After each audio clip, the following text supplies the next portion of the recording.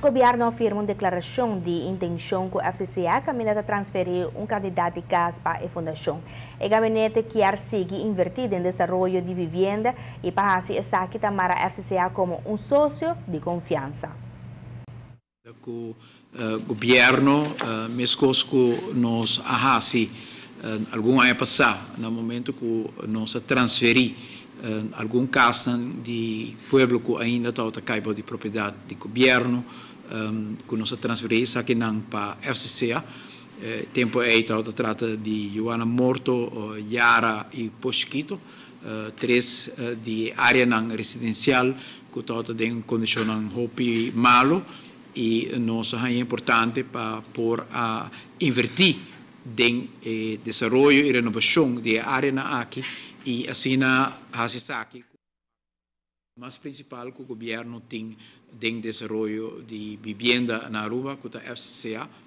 confiança do governo em trabalho com a FCCA durante anos na hopi grande e nós a experienciado também com o último ano junto com a FCCA nós por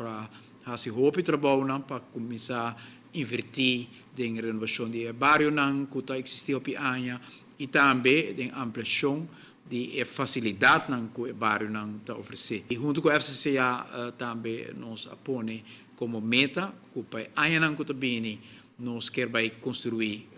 mais casas, nós queremos para a FCCA construir mais casas, mas se venha também otorgar muito mais terreno que a tomar lugar durante o último ano, caminho com enfoque total mais arriba renovação, agora nós vamos pôr enfoque grande arriba construção de mais casas e justamente a renovação também de casas quase 500 que também transferir para a FCCA, processo que também está no curso, essa é uma verklaring, intensive verklaring, também o processo de racionalização, também para o Parlamento de Aruba, para a sello de aprovação do Parlamento. Esse tem programa hopi amplo de projetos que quer realizar e aí não que aqui. FCA tem algum projeto hopi interessante e nós que sostener FCA no processo aqui e dor de fazer a transferência de casa aqui seguro nós está fortificar parte